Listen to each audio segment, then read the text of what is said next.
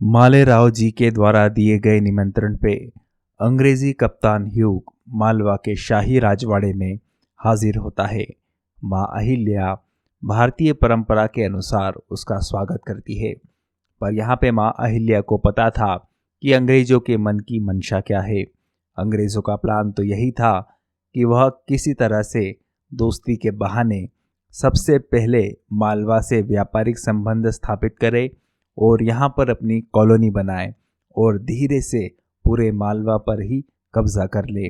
माँ अहिल्या तुकोजी बावजी इस बात को पहचानते थे, परंतु मालेराव, जिनको अनुभव की काफ़ी कमी थी, उन्हें इस बात के बारे में ज़रा भी ज्ञान नहीं था कि अंग्रेज़ किस तरह से पूरे भारतवर्ष में इसी नीति का पालन करते हुए लगातार एक के बाद एक राज्य को हड़पते जा रहे हैं। माँ अहिल्या राजवाड़े में उनके लिए शाही भोज का आयोजन करती है और भारतीय परंपरा के अनुसार उन्हें ज़मीन पर बैठकर भारतीय पकवान खिलाए जाते हैं। अंग्रेज़ों को भारतीय पकवान काफ़ी पसंद आते हैं और वह पेट भर के उन्हें खाते हैं और यहाँ पर उनके हाथ धुलाए जाते हैं। अब वह अंग्रेज सोच रहे थे कि अब खाना हो गया, अतिथि सत्कार हो गया, अब माँ अहिल्या कहेगी कि चलिए हम उस व्यापारिक संधि पर हस्ताक्षर करते हैं। परंतु यहाँ पर माँ अहिल्या अंग्रेजों को कहती है कि आप मेहमान की तरह आए हैं और मेहमान की तरह ही रहिए। अतिथि देवो भव, यानी अतिथि भगवान होता है। यह हमारे महान देश भारत की परंपरा है, जिसके अनुरूप हमने आपका स्वागत किया है। अब स्वागत सत्कार हो गया है, अब आप यहाँ से विदा ले सकते हैं। आपको कुछ और चाहिए तो आप बताइए। तब वह अंग्रेजी कप्तान कहता है कि हमें तो लगा था कि राजकुमार मालेराव के द्वारा आपको सब बता दिया गया है और हम यहाँ पे मालवा में आधुनिक ज्ञान विज्ञान जो कि यूरोप में खोजे हुई है, उसके द्वारा हम मालवा का भी विकास करना चाहते हैं। इसके लिए आप हमें थोड़ी सी ज़मीन दे दीजिए जहाँ पे हम हमारी कॉलोनी यानी कि उपनिवेश स्थापित कर पाए। बस हमें यही चाहिए और हम आपसे कुछ भी नहीं मांग रहे। पर माँ अहिल्या कहती है कि हम आपको ये तो नहीं दे पाएंगे। अतिथि का सत्कार करना, उसे खाना खिलाना, उसकी हर सुख सुविधा का ध्यान रखना हमारा धर्म था, परंतु हमारा धर्म यह भी है कि हमें अपने राज्य की रक्षा करनी है। अब आप भी मेहमानों के धर्म का पालन करते हुए विदा ले लीजिए।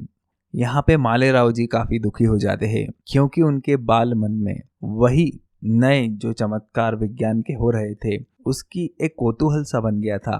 जिस तरह से बच्चों को कोई भी आप नई खिलौना, कोई भी आप नई टेक्नोलॉजी की चीज़ें बताओ तो उन्हें बहुत पसंद आती है और वह उसके लिए ज़िद करने लगते हैं। मालेराव जी भी यहाँ पर एक नवयुवा के भांति व्यवहार कर रहे थे। वह तो मालवा का भला ही चाह रहे थे कि मालवा में भी रेल इंजन आए, यहाँ पे भी सड़कें बने और यहाँ पर भी सड़कों पर गाड़ियाँ दौड़े, परंतु इसकी जो कीमत चुकानी पड़ रही थी वह थी स्वतंत्रता से। और माँ अहिल्या और तुकोजी बावजी इस बात को समझ रहे थे कि ये जो नया विकास आने वाला है, ये जो नई टेक्नोलॉजी आने वाली है, इसकी कीमत उन्हें अपनी स्वतंत्रता देकर चुकानी पड़ेगी, और जो कि माँ अहिल्या और तुकोजी बावजी को बिल्कुल भी स्वीकार्य नहीं था। यहाँ पर मालेराव बड़ी शिष्टता के साथ अपने मित्र अंग्रेज ह्यूग के पास आते हैं और वह उन्हें रोकने के लिए कहते हैं, परंतु अंग्रेज कहता है कि आप अभी राजा नहीं बने हैं, आपकी माँ साहेब ही अभी रानी हैं, हमें उन्हीं के हुक्म को मानना पड़ेगा। परंतु वह समय दूर नहीं, जब आप इस मालवा के राजा बनेंगे तब हम आएंगे आपसे बात करने और आपके अनुसार हम मालवा की प्रगति करेंगे। यह सब बातें द्वारकाबाई साहेब भी दूर से सुन रही थी और वह समझ जाती है कि मालेराव और अहिल्या के बीच में दरार पैदा करने का यह अच्छा मौका है और इसी बहाने हम अपने जमाई गुणोजी के द्वारा बुलाए गए अंग्रेज़ों को यहाँ पर स्थापित कर सकते हैं और अंग्रेज़ों के स्थापित होने के बाद गुणोजी का भी महत्व बढ़ जाएगा। और यहाँ पर वाड़े में हम देखते हैं गुणोजी के कक्ष में सीताबाई विदेशी परिधानों में रंगी सजी आ रही थी। दोस्तों, आपने वो कहावत तो सुनी ही होगी ना, कौवा चला हंस की चाल। कुछ उसी तरह का दृश्य हमें यहाँ पे वाड़े में दिखाई दे रहा था। अपने स्वदेशी परिधानों के ऊपर इस तरह का अंग्रेजी लिबास बिल्कुल भी अच्छा नहीं लग रहा था।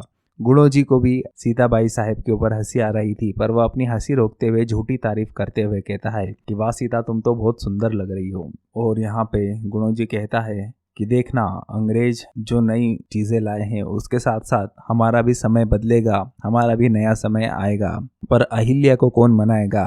तब द्वारकाबाई कक्ष में आती है और कहती है कि अहिल्या को मानना पड़ेगा। और यहाँ पे तुकोजी बाबूजी और माँ अहिल्या गहन चिंतन मनन कर रहे थे अंग्रेजों की नई इस समस्या के ऊपर।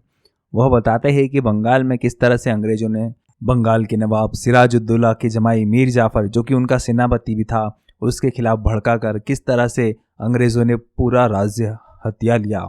और इसी तरह उत्तर पूर्व भारत पर अब सिर्फ अंग्रेजों का ही कब्जा बचा है। परंतु मालेराव इस बात को नहीं समझ पा रहे थे। माँ अहिल्या कहती है कि मालेराव, हमारी अनुभवी आंखें जो देख पा रही है, तुम्हारी युवा आंखें वह नहीं देख पा रही है। और तभी यहाँ पे सीताबाई साहब और द्वारकाबाई साहब दोनों भी आ जाते हैं और वह भी मालेराव के मन के विचार भाप लेते हैं और वह मालेराव का सपोर्ट करने लगते हैं माँ अहिल्या के खिलाफ। वह कहते हैं कि अंग्रेज जो जो नई चीज़ें लाए हैं, इससे मालवा का काफ़ी विकास होगा।